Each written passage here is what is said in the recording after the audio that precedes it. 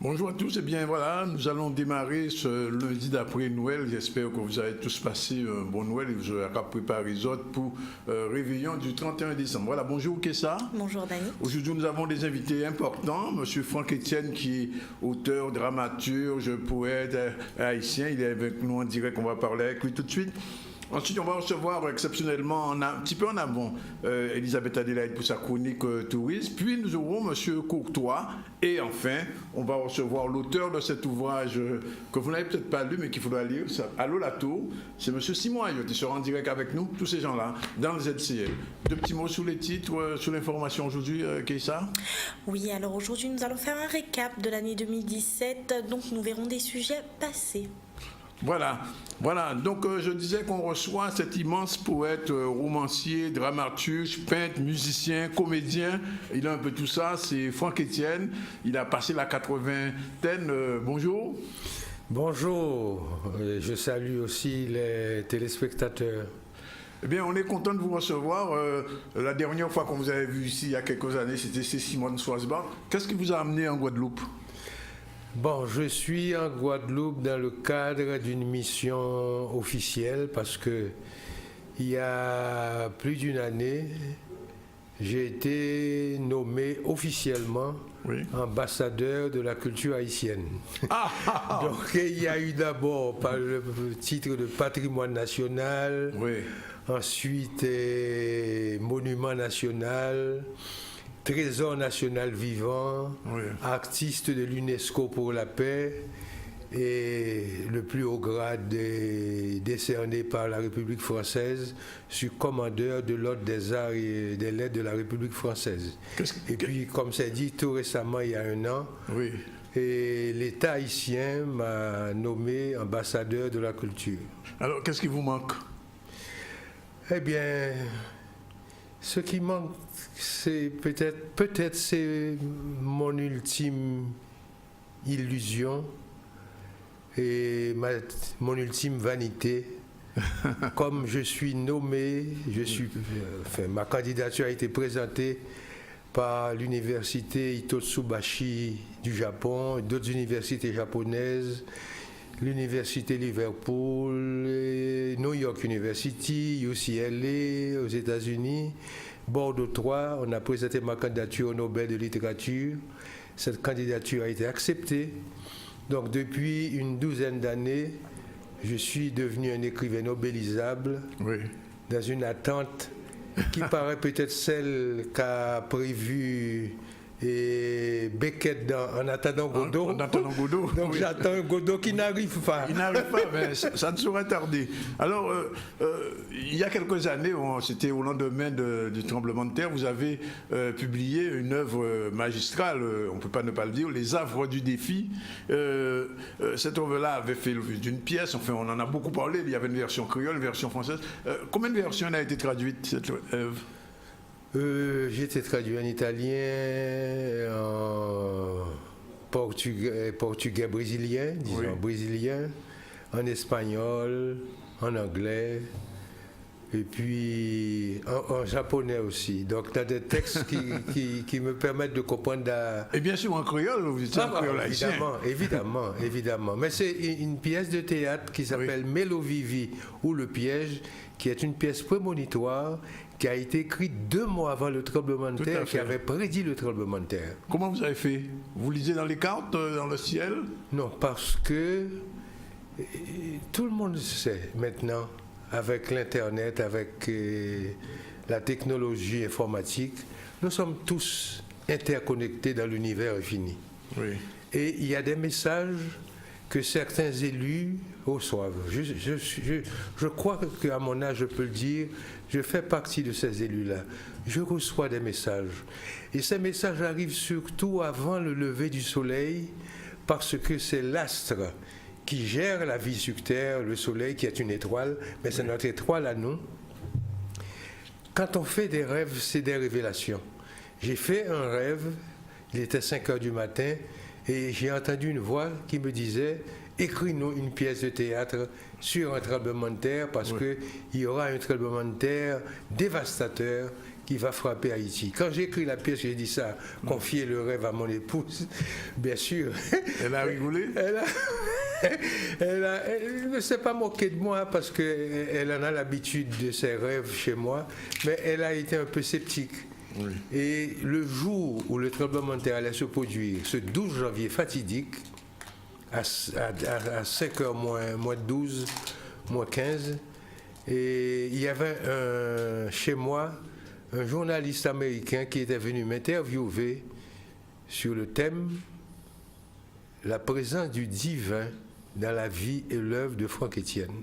D'accord. Et puis le tremblement de terre est arrivé qui a confirmé Donc, la prémonition. alors, j'ai dit que vous étiez écrivain, dramaturge, peintre, musicien. Il faut mettre aussi prophète?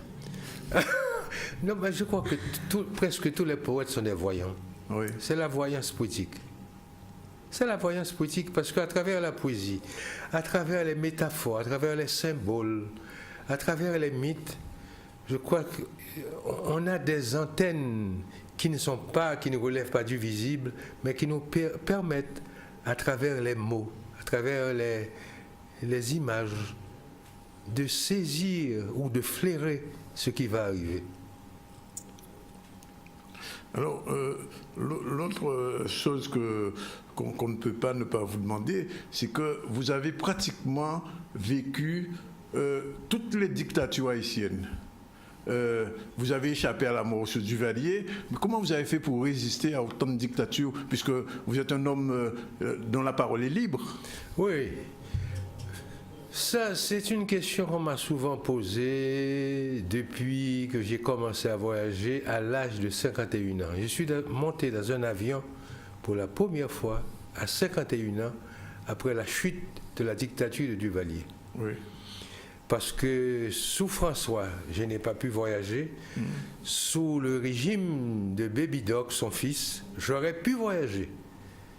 Mais je craignais de ne pas pouvoir revenir dans mon pays. Je me suis gardé de laisser Haïti.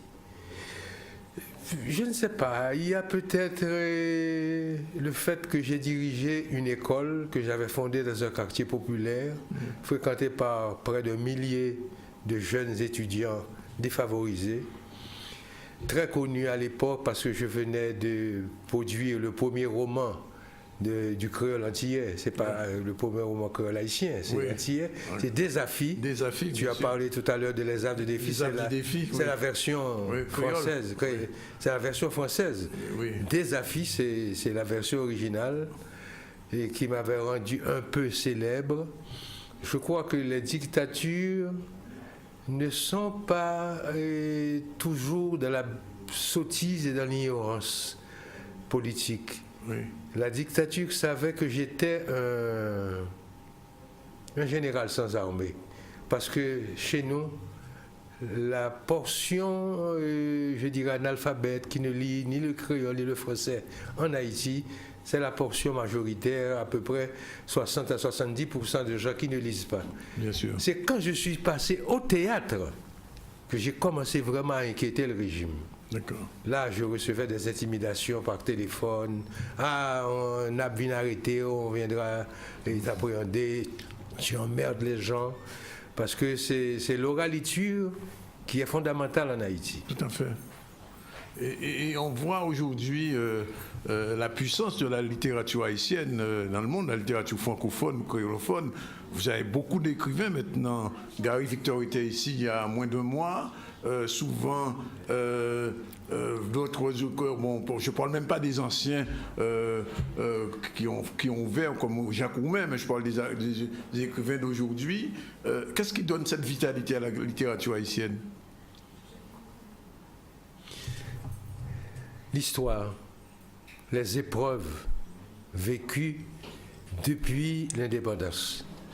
Car l'indépendance haïtienne a été un événement fulgurant, mais tout de suite après l'indépendance, l'assassinat de Dessalines a marqué notre entrée dans une série d'épreuves interminables.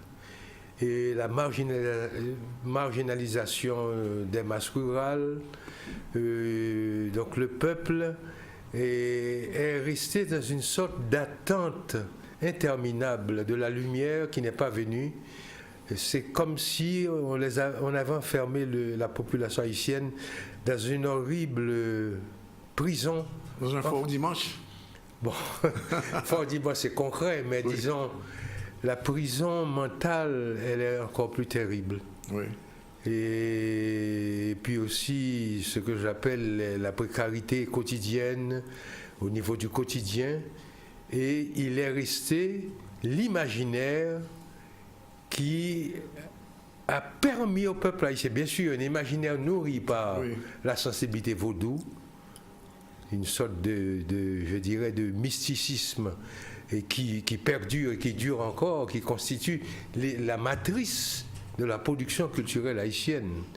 Donc je crois que c'est tout ça, de n'avoir pas eu les portes ouvertes, mais celle de l'imaginaire oui. était ouverte. Oui. Et le peuple haïtien vit dans une sorte de rêve qui est encore la réalité, et on ne sait pas s'il y a une différence entre le réel, l'imaginaire, la réalité, tout s'imbrique, tout s'enchevêtre, et on a une sorte de mouvement chaotique oui. qui alimente cette fécondité et au niveau de la création artistique et littéraire. Alors, vous êtes conscient que des gens comme Lionel Trouillot ou même Daniela Ferrière ont quelque chose à voir avec vous. Vous les avez influencés, que vous le voulez ou pas, ou même d'autres écrivains qui faisaient, comment s'appelle cet écrivain qui est aujourd'hui qui était maire d'une petite commune, son nom va me revenir tout à l'heure.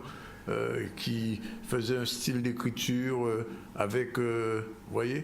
Non, moi j'ai fait l'éloge de la spirale. J'ai utilisé la spirale. Voilà, c'est ça, la spirale qui est une esthétique impliquant et le chaos monde dont a parlé Glissant. Tout à fait. Tu vois, c'est le chaos monde. Oui. Mais vraiment, le chaos constitue la texture, la structure fondamentale de tout l'univers. Oui. On a le chaos partout. Hein. Le chaos et la spirale comme figure et structure absolue, on la retrouve dans les cyclones, dans les zones sismiques, on la retrouve aussi même dans l'ADN, puisque la structure bi-hélicoïdale de l'ADN, oui. c'est la double spirale. Oui. Donc ce mouvement spiral, il est partout. Oui. Et il est dans les particules élémentaires. Vous êtes l'ancêtre du spiralisme, en fait, c'est le créateur. Non, je suis celui-là qui a su explorer. La spirale n'est créée par personne, la spirale est dans la nature. Oui. Et je dirais aussi comme la dialectique. Oui. C'est pas Hegel ni Héraclite à l'époque de la Grèce, ni Karl Marx qui a inventé la dialectique. La dialectique est dans la nature. Oui. Alors, je vous pose une question indiscrète. Est-ce que vous vous sentez un peu américain de par votre père? Non. Je me sens totalement nègre haïtien. Je suis un nègre haïtien. Et je le répète souvent, avec la peau à l'envers, à partir, je ne sais pas, de la biologie, puisque mon père a été un blanc, mais ma mère une haïtienne. Vous n'avez jamais connu votre père, hein? Je l'ai rencontré une seule fois. Une seule fois, j'avais 5 ans et ma mère était très jeune. Oui. Elle avait à peine 21 ans parce que ma mère m'a eu à 16 ans. Et elle était analphabète, c'est vrai? Analphabète qui ne savait ni lire ni écrire, mais intelligente. Hein. Oui. Déjà, je suis son produit. Et j'ai été voir cet immense homme qui était comme une armoire à glace, un gros Américain, multimillionnaire. Mais je vous assure qu'ils n'ont pas laissé... Un seul goutte. Ah non, j'ai dit merci à l'énergie universelle que je n'ai pas été prise en charge. Je ne serai pas là avec toi pour parler de choses un peu sophistiquées. Donc je l'ai vu une seule fois et c'était pour lui demander, on m'a fait apprendre cette phrase pendant toute une semaine: papa, j'aimerais avoir une petite maison. Et le moine... en français, vous avez dit ça ou en créole? En français. Oui, en français. Non, parce qu'il parlait mieux le français. Disons, bafouillait en créole. Il avait un créole assez rudimentaire, mais il parlait le français et bien sûr l'américain, l'anglais et l'allemand aussi. Parce qu'il avait une origine allemande juive, mais un américain d'origine allemande juive. Et j'ai sorti ma phrase qui m'a été inculqué par un moine défroqué du quartier Bel Air où j'ai vécu. C'est un quartier humble, un quartier pauvre. Et puis, quand je suis arrivé ce samedi-là dans la station principale des chemins de fer qu'il dirigeait, j'ai sorti ma phrase. Papa, j'aimerais avoir une petite maison. Et qu'est-ce qu'il a dit? Il a répondu comme ça, tu aimerais avoir une petite maison, on verra. Et je me suis souvenu qu'après, il a eu une conversation très courte avec ma mère, très brève. J'ai dit que c'était pas bon signe. J'ai senti, parce que l'intelligence, elle a été très précoce chez moi. J'ai senti que c'était pas bon signe. Et je me rappelle, tout récemment, dans les années avant le tremblement de terre, j'étais en France, à RFI, et il y a un journaliste qui m'a posé cette question. La question que vous m'avez posée, oui. Je lui ai rapporté cette anecdote. Mais il a dit, mais monsieur Franck Etienne, vous n'avez pas eu la petite maison. Mais vous êtes devenu vous-même une immense cathédrale. Absolument. Dernière question avant de se quitter, Franck Etienne. C'est la deuxième fois que moi je vous vois en Guadeloupe. Je ne sais pas si vous êtes venu plusieurs fois. Qu'est-ce que vous retiendrez de votre séjour en Guadeloupe chaque fois que vous venez? À la fois la proximité et la similitude, la proximité au niveau culturel et en même temps les similitudes culturelles, les affinités entre des terres si proches et qui en même temps paraissent si éloignées. Et la générosité de mes frères caraïbéens, de mes frères guadeloupéens. Et en l'occurrence, ce n'est pas une indiscrétion, je suis bien accueilli par beaucoup de monde, mais en particulier par Gérard Delvert. Ah oui, c'est l'artiste comédien. C'est votre fils maintenant. Ah oui, c'est mon fils, c'est mon fils. C'est un frère d'abord, mais c'est un fils. Et je suis peut-être à ma 20e visite en Guadeloupe. Moi je vous ai vu, c'est la deuxième fois. Ah, ma 20e, j'ai rencontré 20e. Simone Schwarzbart. Bien fort. Non, je suis à ma 20e visite en Guadeloupe. C'est bien. Vous allez rencontrer les Guadeloupéens ces jours-ci avant de partir encore? Non, là c'est demain. Oui, j'ai signé des livres à une librairie au Moule. Et demain soir, c'est la conférence qui est le plat de résistance que j'offre au public demain. Et je crois que c'est à la mairie de Petit-Bourg, de Petit-Bourg. De Petit-Bourg. D'accord. Ben, Franck Etienne, merci d'être venu. Je suis content de vous. Même content tout. Oui. Et je suis content pour saluer un modèle, une belle femme caraïbe. Ah ben, gagnons paquet en pile belle femme Guadeloupe pour ça pour Haïti. Ah non, pas de problème. Merci Franck Etienne, il est 12h57. On va rapidement faire un petit tour sur l'actualité avec belle femme Guadeloupe là, qui ça, et puis on va continuer l'actualité. Oui, Danick, faisons un retour sur les faits marquants de l'année 2017 et on commence avec la saisie record de stupéfiants portant sur plus de 791 kilos de cocaïne, soit une valeur estimée à plus de 31 millions d'euros. Elle avait été réalisée le week-end du 6 janvier en Guadeloupe à bord de 2 conteneurs maritimes en provenance d'Amérique du Sud et à destination de l'Europe. Cette saisie est le fruit de coopération étroite entre l'Office central pour la répression du trafic illicite de stupéfiants et la Direction nationale du renseignement et des enquêtes douanières. Revoyons le reportage. En l'occurrence, la saisie qui vient d'être réalisée de produits stupéfiants est une saisie tout à fait exceptionnelle à plusieurs points de vue. Premièrement, on regarde la quantité qui a été saisie, puisque ce sont près de 800 kilos, 791 pour être précis, 791 kilos de cocaïne qui ont ainsi été saisis. Et c'est la première fois que l'on saisit autant de produits stupéfiants, autant de cocaïne dans un conteneur. C'est-à-dire qu'en l'occurrence, il y a déjà eu des saisies de produits stupéfiants, en l'occurrence de cocaïne, dans des proportions plus importantes, mais jamais par ce vecteur qui est le vecteur conteneur, puisqu'en l'occurrence donc c'est à bord de 2 conteneurs qu'ont été saisis cette quantité de produits stupéfiants. Deuxième aspect également, c'est que je crois que si cette saisie a pu être réalisée, ce n'est certainement pas le fruit du hasard. C'est le fruit d'une totale et pleine coopération entre divers services de l'État, en l'occurrence plus précisément dans ce dossier entre les services de la DNRED, des douanes donc, et les services de l'OCERTIS Antenne Caraïbes. Et je crois que c'est grâce à cette totale coopération à tous les stades, ce qui est extrêmement rare, à tous les stades de la procédure, c'est-à-dire aussi bien au moment du recueil du renseignement qu'au moment de l'enquête judiciaire. C'est grâce donc encore une fois à cette pleine coopération que cette saisie a pu être réalisée. En l'occurrence, donc, c'est à la suite donc, de renseignements qui ont pu être obtenus en amont qu'il a été décidé de procéder à un contrôle plus approfondi de plusieurs conteneurs qui se trouvaient à bord d'un porte-conteneurs qui transitaient par le port de Pointe-à-Pitre, mais en l'occurrence de conteneurs qui ne devaient pas être débarqués sur le port de Pointe-à-Pitre, mais qui devaient rester à bord de ce porte-conteneurs, lequel devait ensuite se rendre dans 2 ports espagnols. Je pense qu'on a des techniques aussi qui se sont améliorées. On a du ciblage aussi qui devient assez efficace, voire très efficace. Et puis une coopération internationale et surtout interministérielle entre l'OCRPIS, la douane et dans ses composantes douanières, la DNRED qui est notre service de renseignement.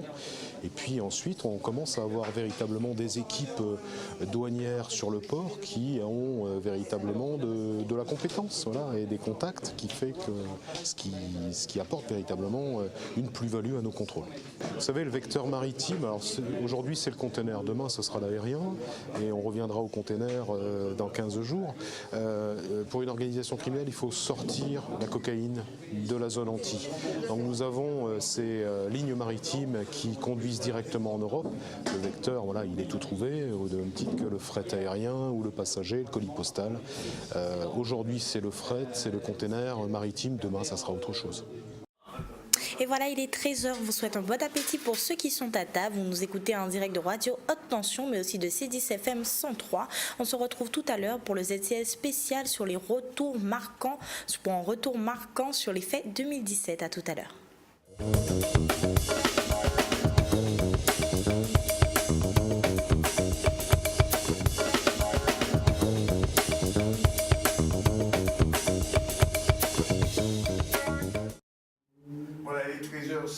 Dans le ZCL en direct de RHT, Radio Haute Tension, en direct aussi du C10 FM, je ne l'ai pas dit tout à l'heure, je m'en excuse, je le redis.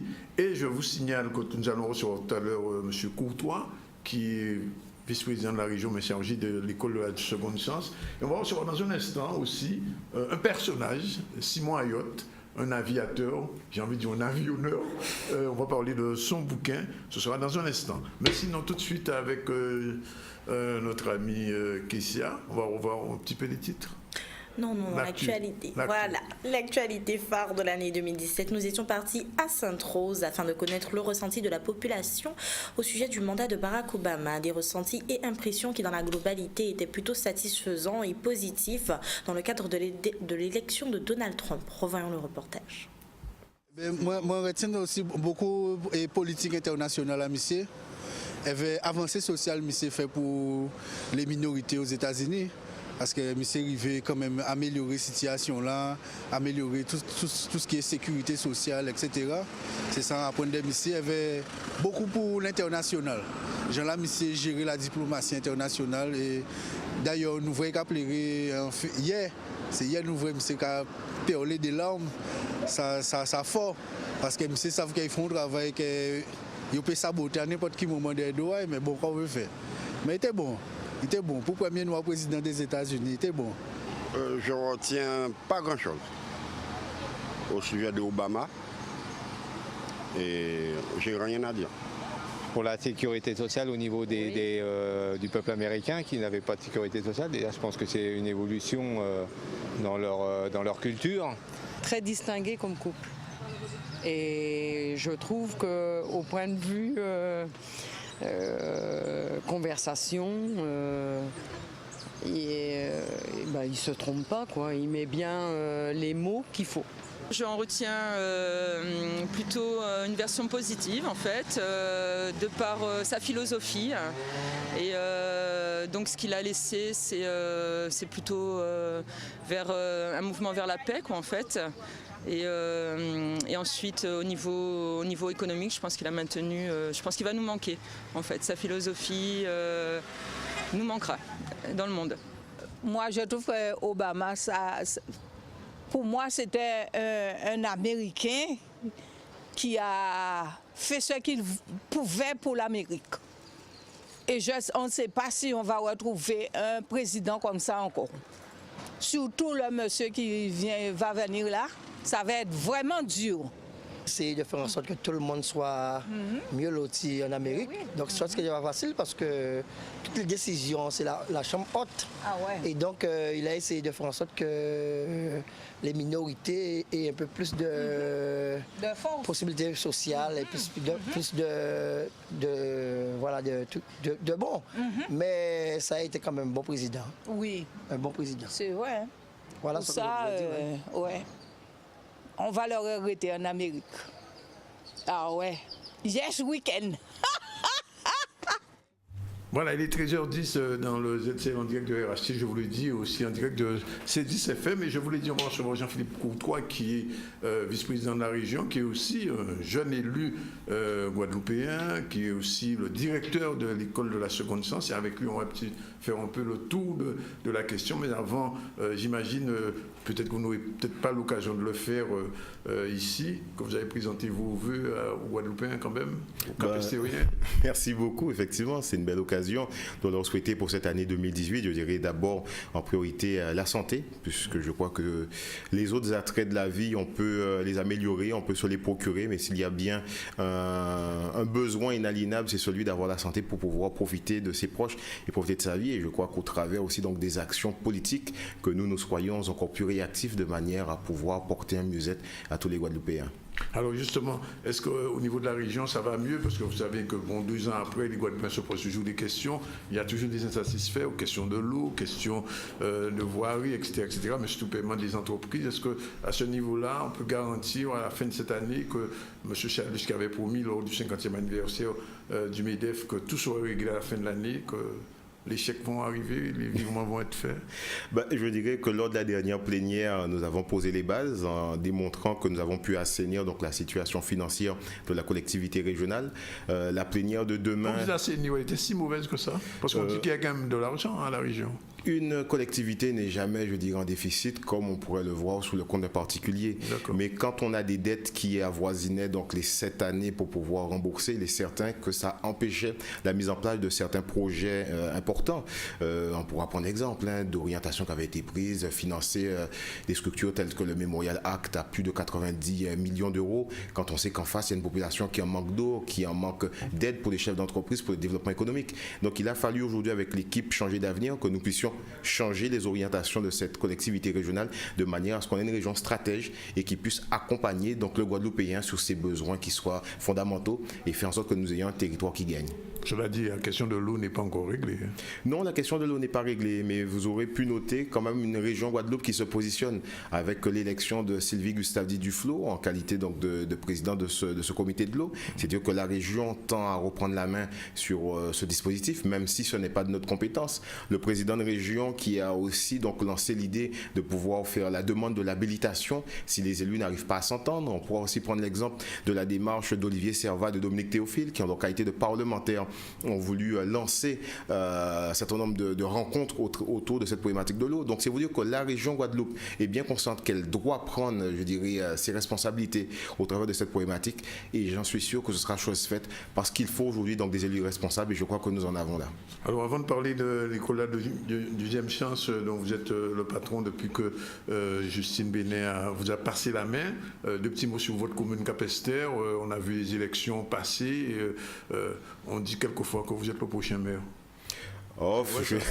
J'attendrai le soir des élections pour pouvoir vous confirmer cela. Il est certain que je suis candidat, et cela n'est plus un secret pour quiconque, candidat aux prochaines élections municipales. Donc avec mon équipe, il y a un travail que nous faisons de proximité, avec des permanences décentralisées du conseil régional, où chaque samedi, on choisit un quartier pour la rencontre de la population. C'est la mise en place aussi donc d'un secrétariat pour recevoir la population donc, au quotidien. Donc c'est vrai que c'est un travail de longue haleine, de proximité, et je crois que c'est surtout cela qui fera la différence. C'est être un élu à leur écoute, mais surtout qui pourra aussi porter un projet novateur pour Capesterre, qui doit pouvoir relancer notre commune et en faire la locomotive de ce Sud-Basse-Terre. C'est vrai ce qu'on dit qu'il y a une alliance avec le maire actuel, avec Joël Bourgeon, entre vous pour les prochaines élections de 2020, ce qui garantira un petit peu votre élection.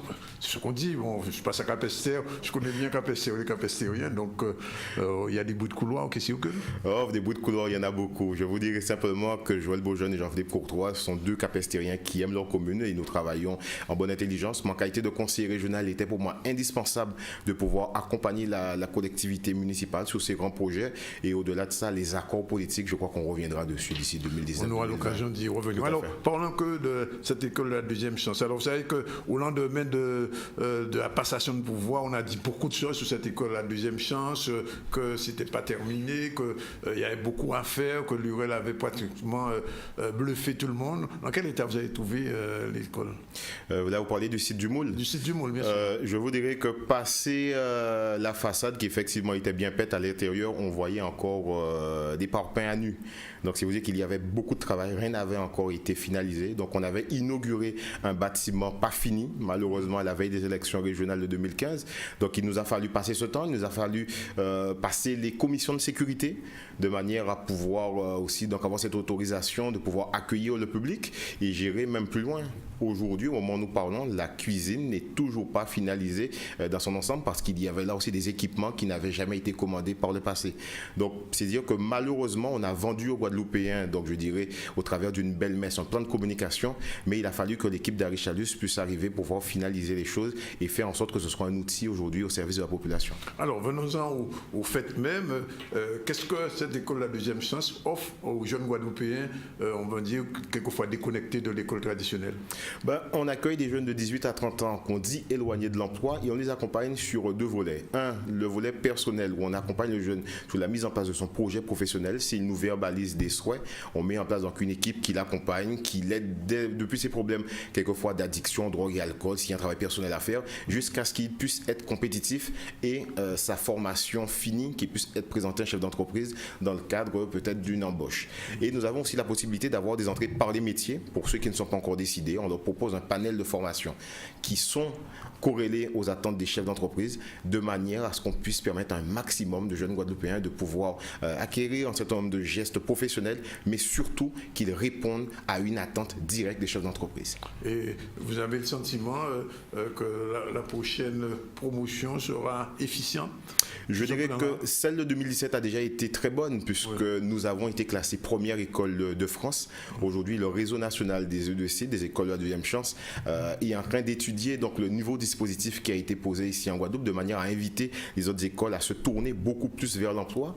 Nous avons accueilli plus de 1100 jeunes sur nos différents sites et antennes, donc avec aussi ce qu'on a mis en place, donc l'école de proximité, ou c'est l'école de la deuxième chance qui va au contact des jeunes directement dans les quartiers, dans les BIC, et nous avons pu sortir avec 87% de jeunes avec un diplôme ou une qualification, et de ces 87%, 46% qui ont pu à la fin de leur dispositif avoir une sortie vers et dans l'emploi. Donc c'est dire que nous avons réussi. Et les autres, qu'est-ce qu'ils deviennent à ce moment-là? Sur les 46%, enfin sur les 47%, les 46 autres, qu'est-ce qu'ils deviennent? Les 46 autres, donc ce sont des jeunes qui sortent à minima avec leur formation et après ils sont suivis par le service post-école qui pendant 5 ans leur permet soit de passer à une étape supplémentaire pour ceux qui le souhaitent, à acquérir beaucoup plus de compétences, soit les orienter vers l'emploi, donc avec un travail spécifique qui est fait encore avec eux de manière à garder toujours la main. Mais c'est dire que dès qu'un jeune rentre dans le dispositif école de la deuxième chance, il est accompagné pendant 5 ans par l'école jusqu'à ce qu'on puisse lui trouver une sortie positive. Alors le jeune qui nous regarde en ce moment et qui est un peu décroché, vous lui direz quoi? De venir à l'école de la deuxième chance et que nous allons l'accompagner. Au Moule, à Bastère L'école la plus proche, parce que nous avons donc ce dispositif où nous avons donc nos sites classiques, donc que ce soit le Moule, Jarry, Saint-Claude, Capesterre, Marie-Galante, mais nous avons aussi des actions que nous lançons dans les communes, de manière aussi pallier à ce problème de transport, travailler avec le jeune en quête de confiance directement dans son environnement. Donc nous avons des dispositifs qui commencent tout le temps avec donc des métiers du numérique que nous lançons, reconditionnement de téléphonie, la cordonnerie, les métiers du social. Donc c'est dire que nous tâchons donc de coller soit aux attentes immédiates des chefs d'entreprise, mais aussi de pouvoir projeter nos formations de manière à répondre aux métiers de demain. Ça veut dire que vous travaillez avec le Pôle emploi? Nous avons une convention avec le Pôle emploi, nous avons une convention avec les différents centres de formation ici, que ce soit l'ADOM aussi pour ceux qui veulent partir en mobilité, mais nous appuyons aussi donc sur les chiffres du CREFOP, donc du comité régional donc de l'emploi, pour pouvoir identifier les métiers en tension, et nous avons aussi mis en place au sein de l'école depuis notre arrivée un service qui lui a pour objectif d'aller au contact des chefs d'entreprise, d'identifier leurs besoins et après de créer les conditions pour que nous puissions mettre en place ces formations de manière à pouvoir baliser la sortie des jeunes. Et si vous me permettrez de prendre l'exemple, nous avons signé une convention donc il y a une semaine avec une boulangerie qui va embaucher 27 de nos jeunes. Donc c'est ce travail-là que nous faisons. Dès que nous lançons une formation, il faut que nous soyons sûrs que nos jeunes demain pourront trouver du travail avec. Alors, le cycle normal quand un jeune entre à l'école en deuxième sens, c'est quoi exactement? Ça dure quoi? Ça va, on dira de 3 à 12 mois. Oui. On dira 3 mois pour ceux qui ont, je dirais, déjà le plus d'aptitude, qu'il faut maintenant simplement remettre en confiance et remettre en selle, à ceux qui vont avoir un parcours beaucoup plus long en fonction donc des besoins, mais aussi de la spécificité de la formation. Mais en moyenne, c'est cela le temps qui est donné avec un positionnement pour pouvoir faire le bilan d'employabilité, pour voir quelles sont les aptitudes du jeune, la mise en formation et après le contact direct avec l'entreprise de manière à ce qu'il passe un maximum de temps en entreprise pour pouvoir vraiment trouver les bons gestes et surtout se familiariser avec le fonctionnement d'une structure. Alors, ceux qui disaient autrefois que ce type d'école de seconde chance, c'est du bidon, ça ne sert à rien, que c'est de la poudre, j'ai envie, aux yeux, qu'est-ce que vous avez à leur répondre concrètement? Concrètement, que nous avons entendu, nous avons réécrit le dispositif, d'où le fait qu'aujourd'hui... Vous avez réécrit le dispositif? Oui, nous avons réécrit le dispositif.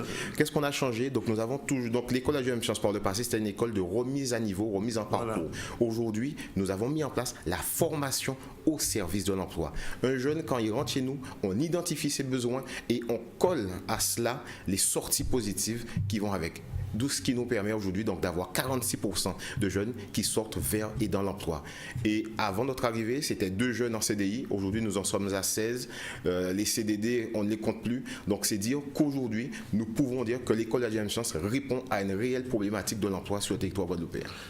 Dernière chose, j'en fais beaucoup de quoi, 2018, comment ça s'annonce pour ces écoles, pour ces formations?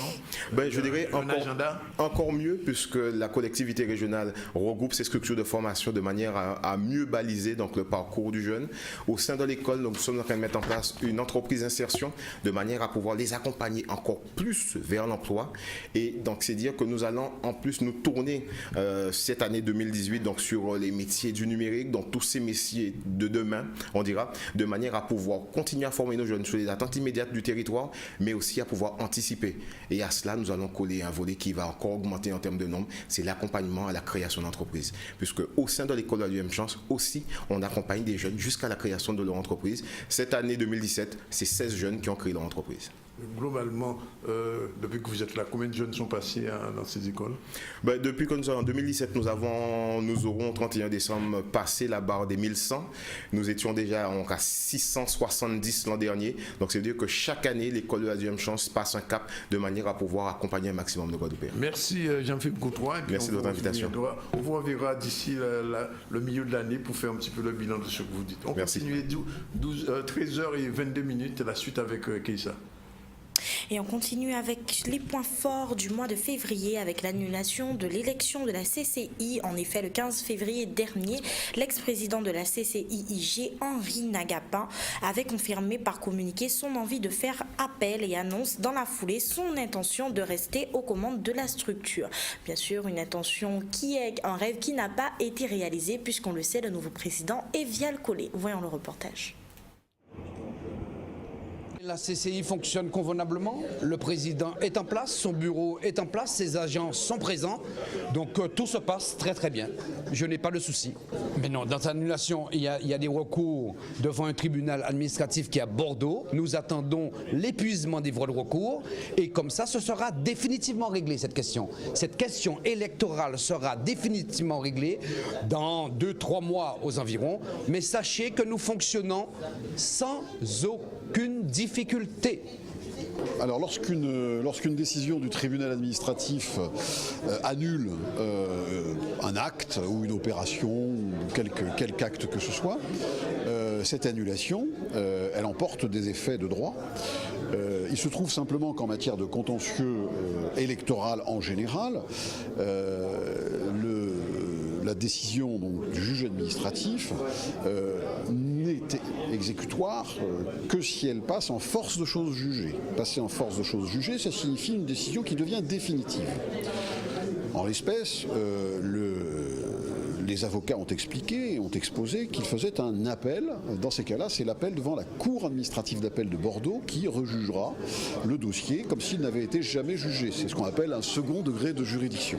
Et dans le cadre de ce second degré de juridiction, l'affaire va être entièrement rejugée par le juge de la Cour administrative d'appel de Bordeaux. L'appel consistera pour d'autres juges à rejuger l'affaire tout entière. Voilà. Il s'agit d'un appel urgent, compte tenu du fait précisément que l'on est en contentieux électoral et que ce sont des sujets très sensibles. Donc les appels urgents, il faut compter environ 3-4 mois pour avoir une décision devant la Cour administrative d'appel, sous réserve bien sûr des encombrements des cours administratives qui sont parfois quand même assez importants. Mais au niveau des cours administratifs d'appel, les choses se sont résorbées de façon très importante. Donc voilà, c'est vraiment une... c'est pas scientifique ce que je vous dis, hein. C'est 3 ou 4 mois, peut-être un peu plus ou un peu moins. Et on continue avec nos retours sur l'actualité, mais cette fois-ci en mars, et c'était bien sûr sans réelle surprise que la liste de Bruno Magras avait remporté l'élection territoriale au premier tour. À Saint-Barthélemy, avec 53% des suffrages exprimés, le président sortant Bruno Magras a été réélu à la tête de la collectivité de Saint-Barthélemy. Il s'agissait du troisième mandat à la tête de cette collectivité devenue pays et territoire d'outre-mer en janvier 2012. Une victoire qui s'était dessinée dès les premières minutes de dépouillement. Bruno Magras était donc sorti en tête dans tous les bureaux de l'île. Les images. Bruno Magras, donc, est-ce qu'on peut dire que c'était une victoire attendue? Oui, nous étions confiants.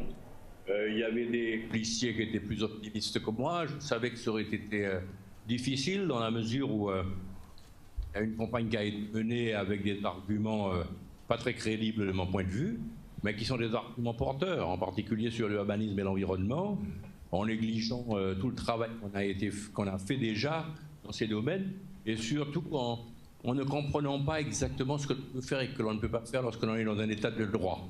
Les yaka Foucault, c'est facile, mais quand on est au pied du mur, on est dans un état de droit et on doit respecter un certain nombre de règles.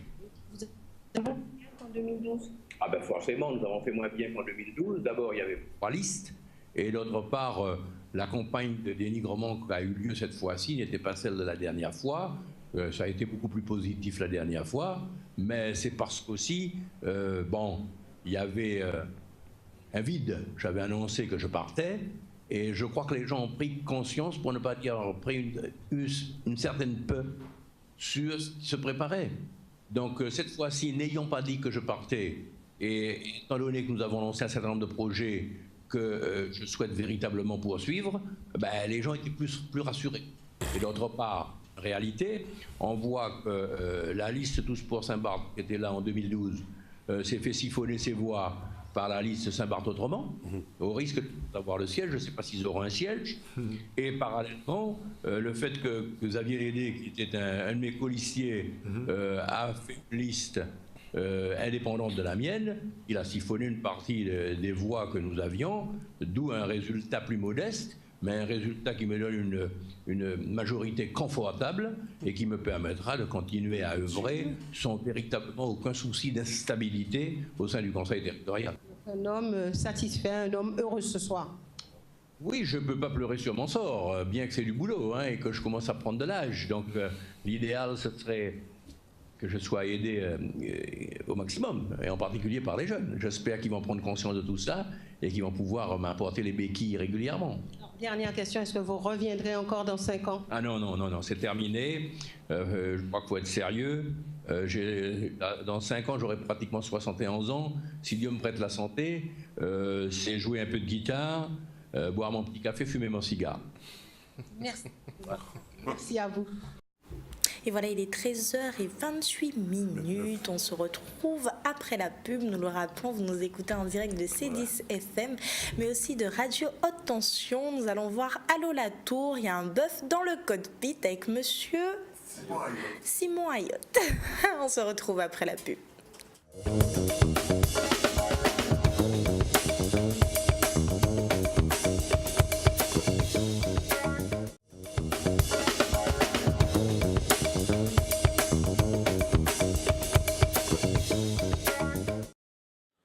Voilà, on continue donc le ZCL en direct de RTL, bien sûr, le canal de Radio Haute Tension et de C10. Alors, je le dis tout de suite, pour demain soir, vous avez ce spectacle, Les Rois du Rio, au PDS, au Palais des Sports, avec Pat, nos amis Pat, malheureusement, Jean Ciré, alors Pat, sur quoi attendre-nous, sur en voiture, quoi attendre-nous, que ça ne nous pas oublier. Bien, alors, je vous ai dit, on va parler de ce livre. Simon Ayotte, qui est avec nous, bonjour. Bonjour.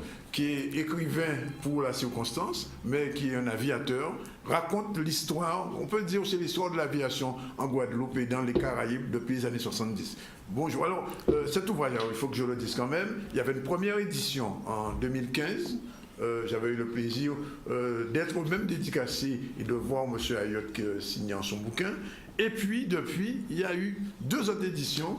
Et entre-temps, il a eu le prix Gunnemer 2017. Ça veut dire quoi? Ça veut dire que cet ouvrage, c'est une véritable histoire, je le dis, de notre aviation, comment on a commencé ici, comment ça fonctionnait. Et Simon Ayotte, quand vous avez écrit ce bouquin, vous vous rendiez compte que vous racontiez un petit peu l'histoire de l'aviation au milieu des années 70 pour les Antilles-Guyane? Écoutez, j'ai voulu raconter cette histoire-là parce que c'était souvent quand je racontais les aventures que nous avions vécues, les gens trouvaient ça amusant. Non, effectivement, quand je me suis lancé dans l'écriture de ce livre, oui, comme ça commence des années 70-75 jusqu'à aujourd'hui, donc c'est effectivement le début de l'aviation aux Antilles. Alors, il faut que je le dise, ça s'appelle « Allô la tour ». Il y a un bœuf dans le cockpit. Alors, quand on lit ça, on se dit, bon, c'est une blague, mais le titre. Mais quand on lit l'histoire, alors effectivement, c'est une série d'anecdotes et d'histoires vécues qui montrent un peu cette histoire de bœuf. Alors, on va s'arrêter un petit moment sur l'histoire du bœuf dans le cockpit. Racontez-nous ça un peu, puis c'est de Marie-Galante que vous partez ce jour-là.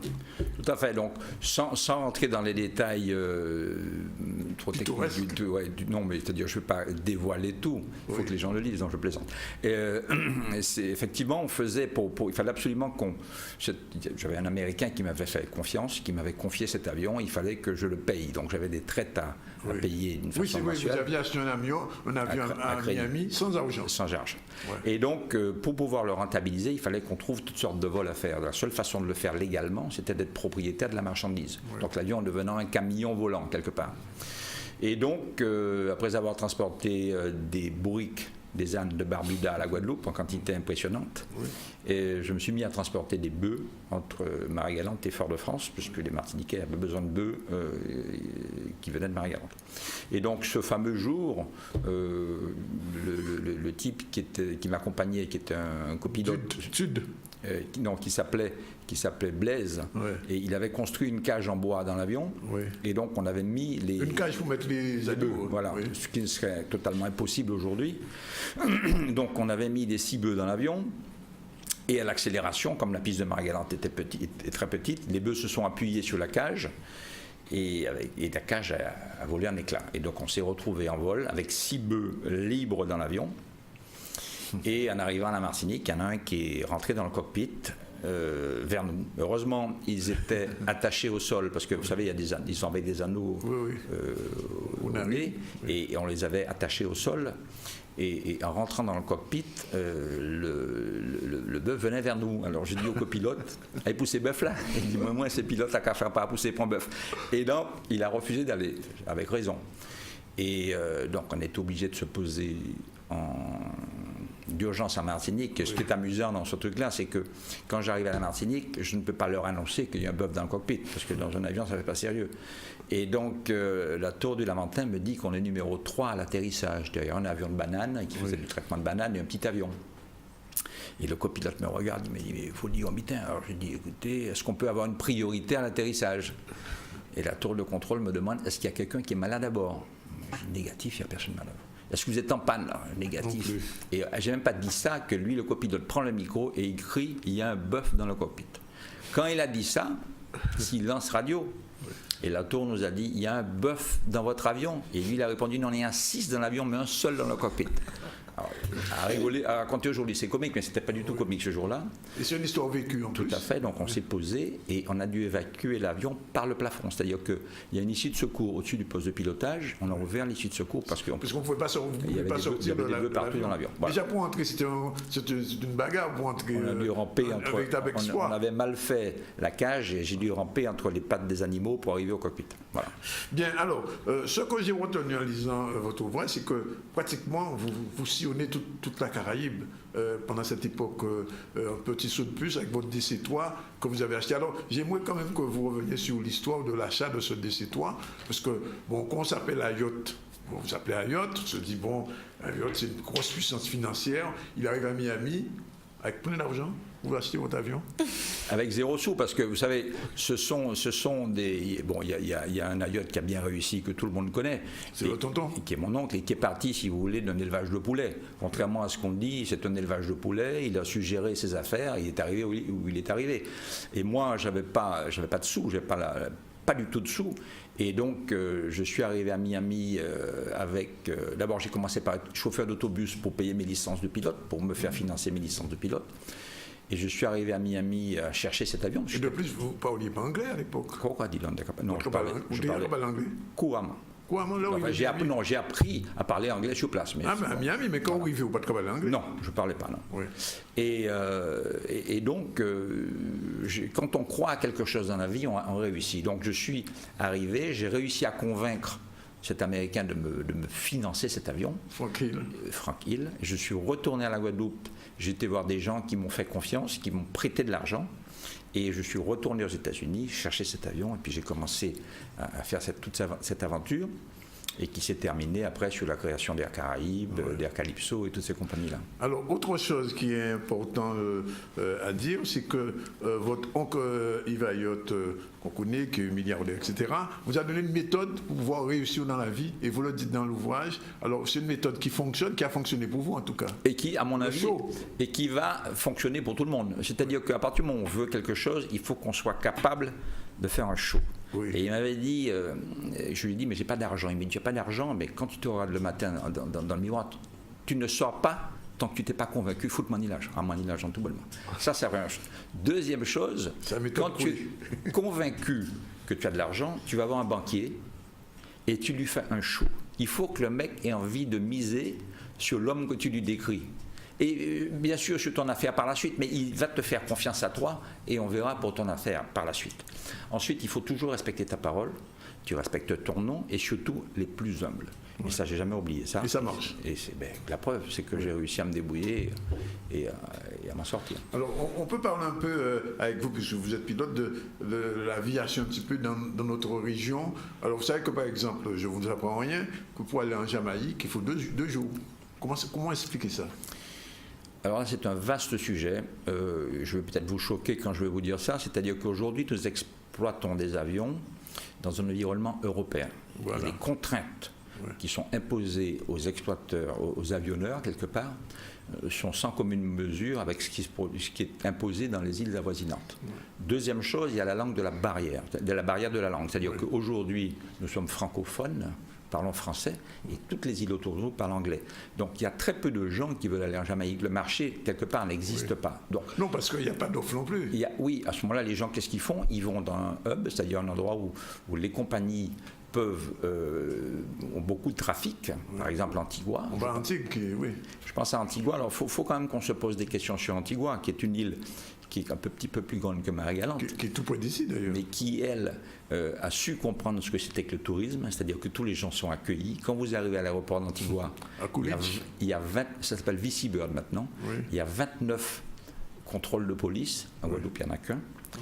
Il y a 6 tapis à bagages, en Guadeloupe il y en a 2. Donc c'est une autre philosophie.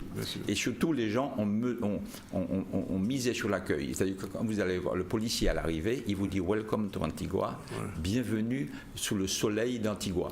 Alors, quand vous arrivez à Pointe-à-Pitre, vous n'avez pas du tout le même accueil. Donc, résultat des courses. Et puis, il y a aussi, je vais le dire, mais je sais que je vais choquer pas mal de monde, il y a un problème de grève récurrent en Guadeloupe et à la Martinique, ce qui fait que les gens n'ont pas vraiment envie de venir chez nous et se retrouver pris en otage. Donc, qu'est-ce qu'ils font? Ils vont dans les îles anglaises qui se développent à vitesse grand V. Même la Dominique, qui a été rasée par un cyclone, a 2 fois plus de bateaux de croisière que la Guadeloupe. Oui, c'est ça. Alors, et vous pensez, puisque cet ouvrage vous raconte votre histoire depuis les années 70, que 40 ans après, vous sentez quand même une évolution dans le transport aérien, en dehors de cet aspect, bon, je dis c'est valable pour la Jamaïque, où c'est compliqué, mais vouloir aller à Sainte-Croix, c'est pareil, ou même quelquefois à Saint-Kitts, qui est tout près de la Guadeloupe, la circulation par avion dans nos régions, c'est vraiment une complication.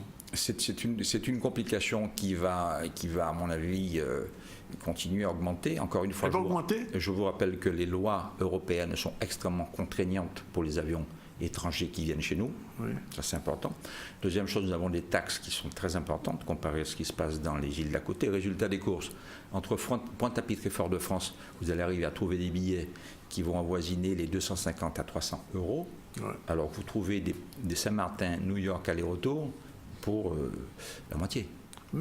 Et d'ailleurs, regardez l'exemple d'une Norvégienne qui vient de s'installer ici. Une Norvégienne n'a pas les mêmes coûts d'exploitation que les compagnies antillaises. Donc, ils peuvent faire des tarifs qui sont moins chers. Vous dites là, mais pour aller en Guyane, ça coûte plus cher pour aller en Guyane qu'aller en France maintenant. Là, c'est une question délicate. Là, il faut vous adresser à Air France. Ils sont les seuls exploitants sur cette ligne. Enfin, il y a une autre compagnie qui a... Bon, alors, autre chose, alors on a vu quand même en Guadeloupe des compagnies naître et disparaître. Air Antilles, Air Guadeloupe, bon. Air Caraïbes, ça va, ça tiendra? Votre point de vue. Air Caraïbes a été vendu à un groupe métropolitain, oui. Alors, qui est le groupe Dubreuil, qui est un très bon gestionnaire. En plus de ça, ils ont réussi à faire qu'Air Caraïbes devienne une compagnie qui soit quelque part adoptée par tous les Antillais. Ils ont l'impression que c'est leur compagnie, ce qui est une bonne chose. On parle même créole, non?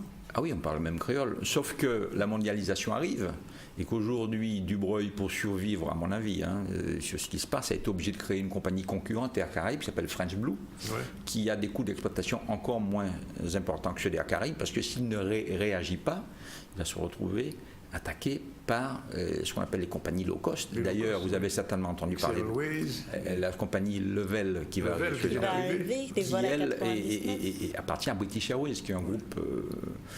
c'est la guerre de la mondialisation. Parce qu'on disait pendant longtemps que sur le long courrier, que le low cost ne pouvait pas fonctionner réellement.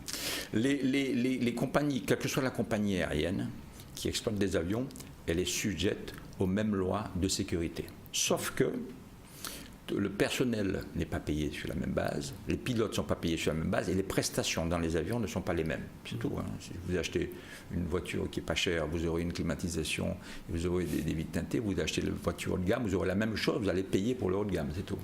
Alors, revenons un peu sur le bœuf dans le cockpit. Je rappelle, c'est la nouvelle édition, 3e édition de cet ouvrage avec le prix Guynémer. J'ai l'impression qu'il a un peu maigri, le bouquin, le bœuf. Non, c'est un papier de meilleure qualité. Oui. C'est un papier de meilleure qualité. D'ailleurs, dans ce livre-là, il y a 2 aventures de plus qui n'existaient pas par rapport à la première édition. Il a un petit peu nettoyé, le bouquin? Il a été un peu recorrigé par Gallimard. Dans la version originale, que je garde précieusement, disons que l'expression était un petit peu plus libre. Voilà, disons qu'à l'époque, on avait un langage qui était moins châtié. Et l'expression... Qu'on a dans un grand groupe français, le groupe Mareuil, il faut absolument nettoyer un peu. Ils ont trouvé qu'il y avait un peu trop d'expressions un petit peu grivoises. Donc ils en ont supprimé 16. 16. Bon, enfin, c'est important. Oui, alors les nouvelles, alors je ne sais pas, je prends ça comme des nouvelles. Alors vous avez dit qu'il y a de nouveaux chapitres. Alors, de quoi il s'agit? Parce que il y a un chapitre qui s'appelle le DC3 klaxon. Oui. C'est une blague qu'on fait à quelqu'un. Vous allez voir, c'est très rigolo. Oui. Et puis, voilà, vous allez découvrir. Je vous Simon Ayotte, ça vous donne envie d'écrire, de continuer à écrire maintenant que vous avez du succès? Parce qu'en fait, un livre écrit par un avionneur, c'est assez rare pour être signalé, et encore moins dans nos régions. De plus, il est primé. Vous avez envie de continuer à écrire, finalement? Je viens de recevoir un écrivain haïtien très important. Je l'ai vu, oui. Vous l'avez vu, Franck Etienne. Est-ce que vous avez envie de continuer? Écoutez, moi, je n'ai jamais eu la prétention d'être un écrivain. Disons que je suis un raconteur d'histoire, je suis un conteur antillais. Voilà, je suis un conteur antillais. Il se trouve que ça a plu, puisque vous verrez que dans le livre, enfin, vous l'avez vu, il y a autant de créole que de français. Et d'anglais aussi. Voilà, tout ça s'est traduit, mais c'est la réalité. Et donc, effectivement, je suis un conteur. Trouver un autre sujet sur lequel je pourrais essayer de me lancer, pourquoi pas? Oui, mais vous y pensez? Souvent, les gens me disent, mais écris la suite. Mais vous savez, mais oui, c'est la question que j'allais vous poser. Là, je n'ai écrit, je n'ai raconté que ce qui était racontable. Si je vous raconte la réalité des choses, vous avez dit, il était complètement fou. Mais je ne voulais pas non plus que les gens se disent oh, mais, surfer sur la même vague indéfiniment, j'ai peur que ça n'intéresse pas grand monde. Il faudrait que je trouve une histoire antillaise intéressante à raconter, mais sur le ton de l'humour. Alors, je vais revenir sur autre chose, un sujet un petit peu plus chatouilleux. Quand on s'appelle Ayotte, c'est loi portée aux Antilles? Pas du tout, au contraire. Si vous voulez, Ayotte, d'abord, c'est un gage de bonne conduite et un gage de sérieux. Parce que j'avoue que quand j'étais voir un banquier, et pour lui demander de me prêter un peu d'argent, il savait que parce que je m'appelais Ayotte, j'allais respecter ma parole. Donc, et ça, c'est un gage que j'essaye d'inculquer à tous les jeunes qui sont maintenant. Essayez d'avoir, de vous comporter pour qu'on vous fasse confiance et que quelque part, cette confiance soit répétée à vos descendants, à votre famille, à tout. Oui. Voilà. Et d'une manière générale, quand on vous appelle béquet, ça vous gêne maintenant? Pas du tout. Vous assumez? Mais pas du tout. Oui. L'expression béquet n'est absolument pas péjorative à la Martinique. C'est à la Guadeloupe que c'est plus péjoratif. Et ça, c'est... Yannick, ou bien placé pour ça. Oui. Mais c'est pas du tout péjoratif à la Martinique, non. Oui. Ici, c'est blanc créole, on dit. On dit pas c'est blanc créole, oui, tout à fait. Mais c'est pas tout à fait pareil. Oui. En tout cas, merci d'être venu nous parler de cet ouvrage. Je rappelle notre téléspectateur, il en vend déjà. Il y a un bœuf dans le cockpit. Allô la tour, si vraiment ça vaut le coup de le lire. Sincèrement, il même cher, 24 €. Et c'était l'ancienne édition. On la trouve toujours l'ancienne édition? Non, complètement épuisée. C'est un collector là. Voilà. Pas de ça. Hein. Ah non, c'est dédicacé, je ne vais pas le perdre. En tout cas, Simon Ayotte, merci d'être venu. Merci de m'avoir reçu, Yannick. C'est tout à fait normal de donner la parole à un béquet en direct dans le ZCL. Voilà. Un Guadeloupéen. Je vais même dire que je suis un Antillais pur sang. Parce que je suis né à la Martinique, j'ai vécu à la Guadeloupe, je suis un Antillais pur sang. Un Caribéen, j'ai envie de dire. En fait, aux Antilles, Antillais. Ok, merci en tout cas. Merci Yannick, à bientôt. Il est 13h50, il reste 10 minutes à notre cher Kessia avant de prendre l'avion pour finir son journal. Oui, et toujours en mars dernier, nous sommes partis à Paris où notre président de région, Harry Chalus, faisait un appel à la solidarité. La Guyane était au cœur de ses inquiétudes. Il réclamait plus de sécurité pour les Outre-mer et la Guyane en question, mais également plus de moyens de développer l'économie dans nos pays et la sécurité au sein de nos îles. Voyons les images. Bon, la situation de la Guyane m'interpelle et m'inquiète parce que, comme je l'ai dit en réunion, j'ai posé des questions concernant la sécurité en Outre-mer à 3 reprises. Le gouvernement n'a pas daigné donner suite. À un certain moment, certains se sont déplacés parce qu'il y avait beaucoup de violence au niveau de la Guadeloupe. Et aujourd'hui, que ce soit en Guyane, en Martinique, à Mayotte, on a besoin de plus de sécurité, plus de policiers. Nous avons besoin des moyens aussi pour développer notre économie, pour combattre cette violence, cette délinquance, surtout le chômage et la précarité. Alors moi je suis vraiment déçu d'entendre qu'on a un problème en Guyane et qu'on demande aux Guyanais de venir dans l'Hexagone pour pouvoir discuter. Quand il s'agit de gifler un étudiant dans quel que soit un lycée, un collège, dans l'heure qui suit, on voit 3-4 ministres se déplacer et on prend plus d'une semaine et demie pour pouvoir aller régler, écouter les Guyanais. Donc je suis vraiment déçu. Et je l'ai dit aussi concernant le jeune Guadeloupéen qui a été massacré. On n'a pas beaucoup entendu l'État. Je suis vraiment déçu quand je vois ce qui se passe pour d'autres dans l'Hexagone.